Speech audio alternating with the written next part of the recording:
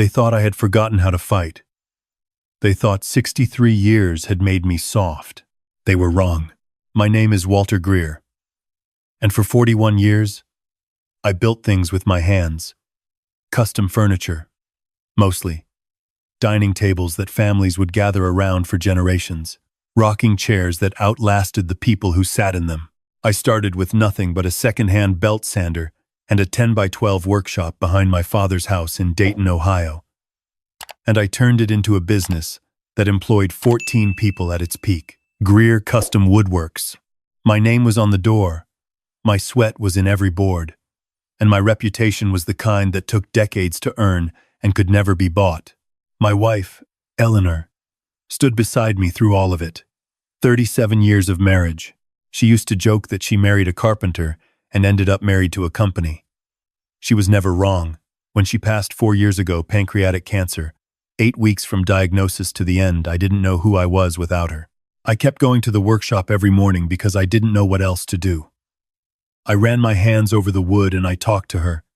And some mornings that was the only thing that kept me upright. My son Derek was 34 when his mother died.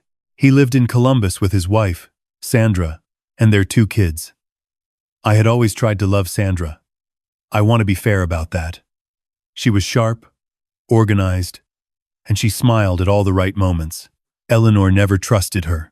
She told me once, in the last weeks when the medication had burned away everything except the truth, that Sandra had a way of looking at a room and calculating what she could take from it. I told Eleanor she was being uncarous. I told her Sandra was just ambitious. I told myself I was being a good father-in-law. I should have listened to my wife. About 8 months after Eleanor passed, Derek called and said, Sandra thought it might be good for everyone if they came to stay with me for a while. Help me around the house. Make sure I wasn't alone. I told him I was fine, but he pressed, and eventually I said yes. I was lonely. That is the honest truth. The house was too quiet and the workshop felt like a museum. And when your only son offers to bring your grandchildren into your home, you say yes. They arrived on a Saturday in April with 2 SUVs full of luggage, and what I now understand was a plan they had already been working on for months. The first few weeks were fine. Sandra cooked dinners, and the grandchildren ran through the yard, and Derek helped me reorganize the workshop. I felt something I hadn't felt since Eleanor got sick. I felt like a family man again. I let my guard down completely and absolutely, and that was the most expensive mistake of my life. Sandra started small. She offered to help me manage the household bills because she could see I had a backlog of unopened mail. I said, fine. Then she said it would be easier if she had access to my primary checking account, just to handle the utilities and groceries. I said fine. Then Derek mentioned that my accountant of 20 years had retired and that Sandra's cousin was a CPA who could take over. I said fine. Then Sandra suggested I sign a general power of attorney because, she said, there were tax documents that needed attention while I was tied up in the workshop. I said fine. I said fine to every single thing, and every single fine was a door I was opening for them. By the following winter, Sandra was managing my business accounts, my personal accounts, and my investment portfolio. She had transferred the daily operations of Greer Custom Woodworks to a holding company she had registered in her name, telling me it was a liability shield my old accountant had failed to set up. I signed the papers at the kitchen table while she made coffee. She handed me a pen and pointed to the lines. I want to be clear about something. I was not confused. I was not suffering from dementia or cognitive decline or any of the other things they would later claim in court documents. I was grieving. I was trusting. I was a 62-year-old man who had spent his whole life building things and had never learned how to recognize when someone was quietly dismantling everything around him. I started to notice things in the spring of my 2nd year, living with them in my own house. My house. The house I paid for. Invoices from suppliers I didn't recognize. Employees at the workshop who told me, with awkward eyes, that Sandra had already approved the schedule for the month. A bank statement that showed a wire transfer to an account I had never seen, with a memo line that said management fee. When I asked Sandra about it, she patted my hand and said I must be misremembering, that we had discussed it. When I pressed, she exchanged a look with Derek that I was not meant to see. That look. I have thought about that look 10,000 times since then. It was quick and practiced, and it communicated something between them that excluded me entirely from my own life. I called my friend Frank Alderman that night from my cell phone, out in the workshop with the door closed. Frank had been my best friend since we were in the Army together. He had retired from a 40-year career as a forensic accountant for the state of Ohio. I told him everything. All of it. The accounts, the transfers, the holding company, the power of attorney. Frank was quiet for a very long time. Then he said, "Walt, don't say a word to either of them. Don't change your behavior at all. And call David Beaumont first thing tomorrow morning." David Beaumont was an attorney in Dayton. Elder law and estate litigation. Frank had worked cases with him for 15 years and said if there was anyone who could untangle what Sandra had built, it was David. I called him at 8 o'clock the next morning from a parking lot 3 miles from the house. I told him everything I had told Frank. He listened, without interrupting. At the end, he said, "How long have you been aware of the discrepancies?" I said a few months. He said, "Good. Here's what I need you to do." What followed was 7 months of the most disciplined performance of my life. I did not confront Sandra. I did not ask uncomfortable questions. I went to the workshop every morning and came home for dinner and watched the news and went to bed and acted like a man who had noticed nothing. Meanwhile, David and Frank were building something quietly and carefully, the way you build anything worth keeping. Bank records, transfer histories, corporate filings, communications. They worked contacts at the Ohio Secretary of State's office. They filed a formal request to have the power of attorney reviewed. They hired a neurologist named Dr. Patricia Osei to conduct a full cognitive assessment on me, which I passed with what she would later call, in her written report, scores consistent with a highly functional adult male, no indicators of cognitive impairment present or emerging. Sandra filed for conservatorship in September. That was when I understood the full shape of what they had planned.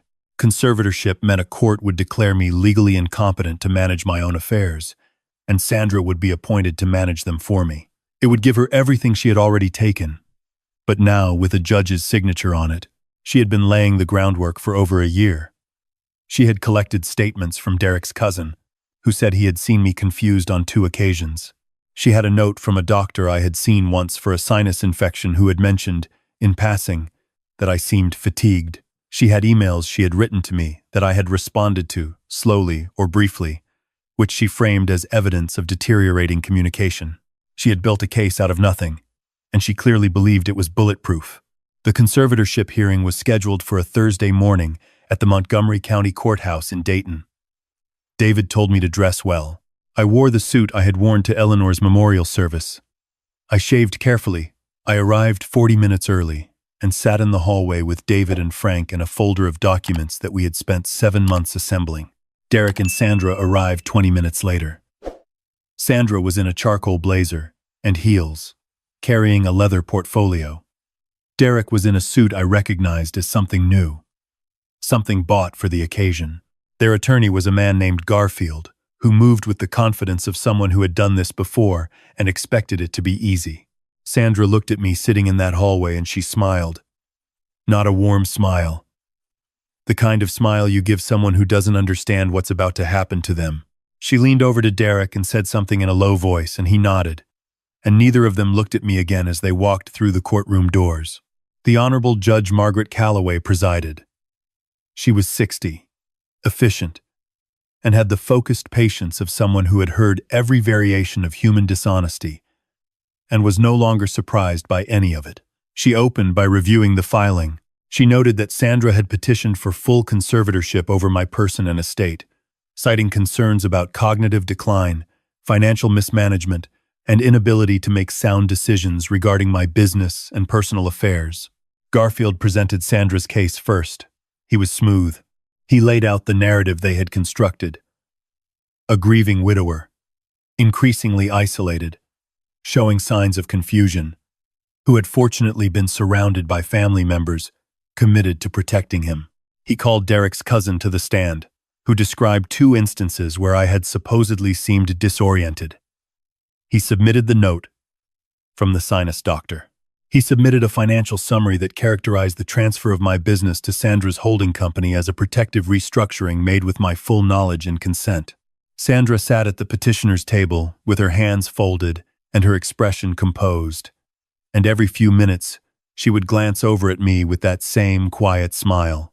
At one point Garfield said, "And I remember this precisely, Mr. Greer has been fortunate to have his daughter-in-law step in before the situation became critical. The assets are being managed responsibly. He is being cared for. This conservatorship simply formalizes what is already working." Derek nodded along from the gallery. He did not look at me once. Judge Calloway asked several questions. Were there any medical records from Mr. Greer's primary care physician? Garfield said the primary care physician had not been consulted directly, but that the evidence of cognitive difficulty was clear from the pattern of behavior. She asked whether Mr. Greer had been given the opportunity to be evaluated by a neutral medical professional. Garfield said that had not been arranged because Mr. Greer's family was concerned about the stress such an evaluation might cause him.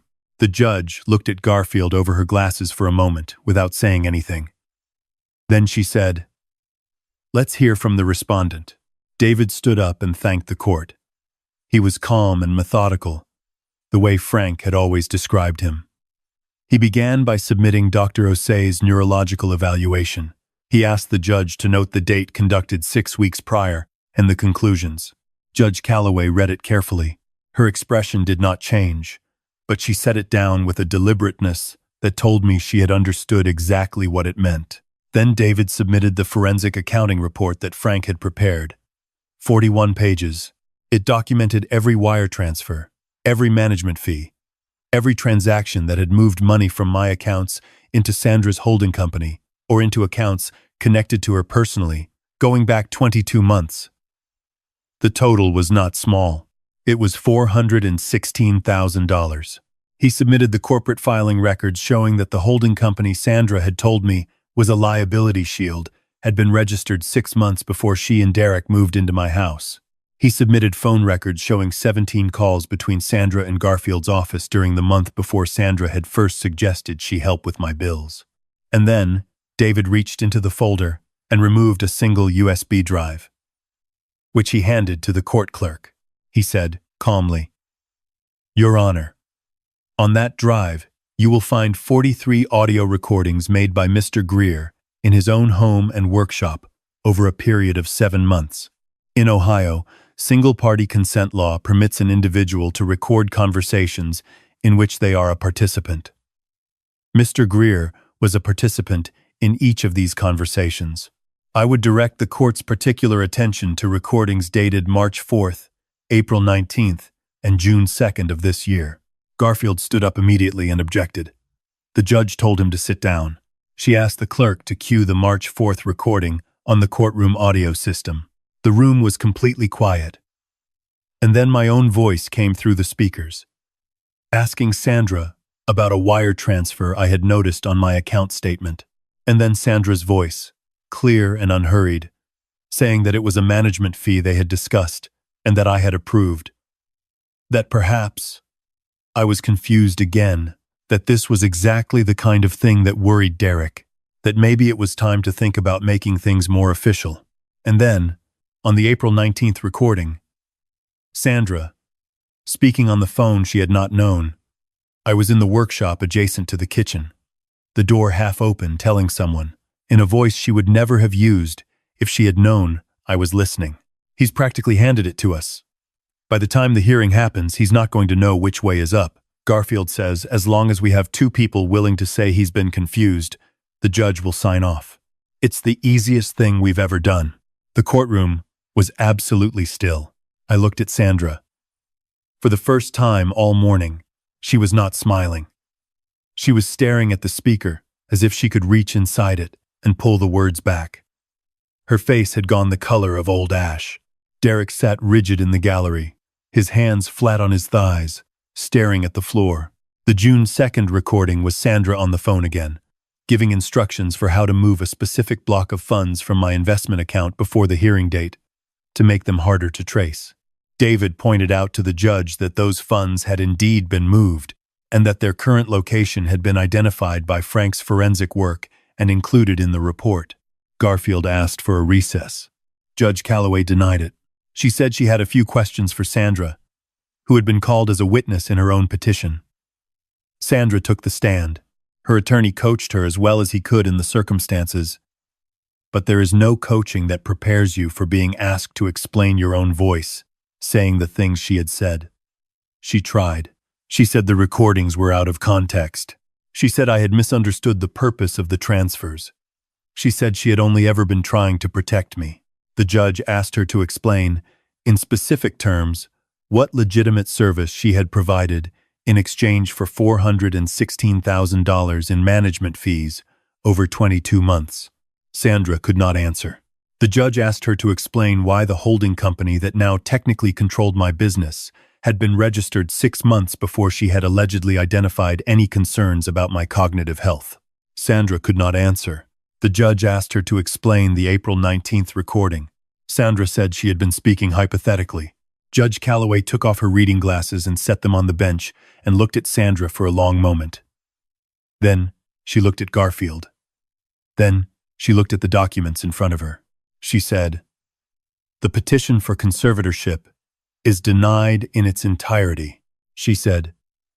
"Based on the evidence presented today, I am referring this matter to the Montgomery County Prosecutor's Office for investigation into elder financial abuse, wire fraud.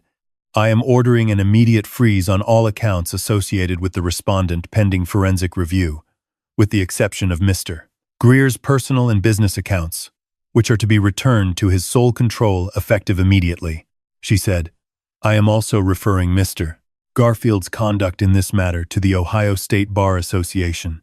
She said all of this in the same measured, unhurried voice she might have used to describe the weather. Then she picked up her gavel and she brought it down. The sound of it filled the entire room.